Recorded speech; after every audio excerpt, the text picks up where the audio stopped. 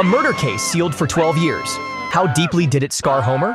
When Homer is hypnotized with a pocket watch, a long-buried trauma suddenly resurfaces. He regresses into his 12-year-old self, screaming uncontrollably, completely unable to stop. But what exactly happened when Homer was 12? With the help of a special memory-unlocking tea, Homer starts to recall that fateful summer day. Back then, he and his friends were playing at a quarry. They dared each other to jump off a platform several meters high. As everyone hesitated, Homer boldly took the leap, only to land face first in the mud. Moe assumes that this was Homer's psychological trauma, but there was something far more terrifying that day. While exploring a giant drainage pipe, Homer stumbled upon something horrifying, a rotting corpse covered in maggots. Since then, his life had been filled with misfortune. He developed an intense fear of dead bodies, but one question remained. How did that corpse end up there? Was it murder? Determined to put Homer's fears to rest, the Simpson family decides to investigate. Late at night, they return to the quarry. A police officer overhears them talking about the case and decides to join in, but the quarry is now filled with water, making it nearly impossible to find the body. That's when Marge comes up with a brilliant idea. She uses absorbent paper to soak up all the water. Soon they discover a skeleton. They follow the remains into the drainage pipe, slowly piecing together the truth. But just as they reach the end of the tunnel, they open a sewer hatch, only to see a shadowy figure looming above them. Who could it be? It's Mr. Burns. They realize they've just crawled out of a corpse disposal tunnel from Burns' lab. Holding up the skull, Bart forces Burns to confess. The truth? The body belonged to his old friend, Waylon Smithers Sr. A tragic accident 12 years ago led to his death. Homer had buried both the skull and his own trauma deep in his mind. Do you also have a secret you've never told anyone?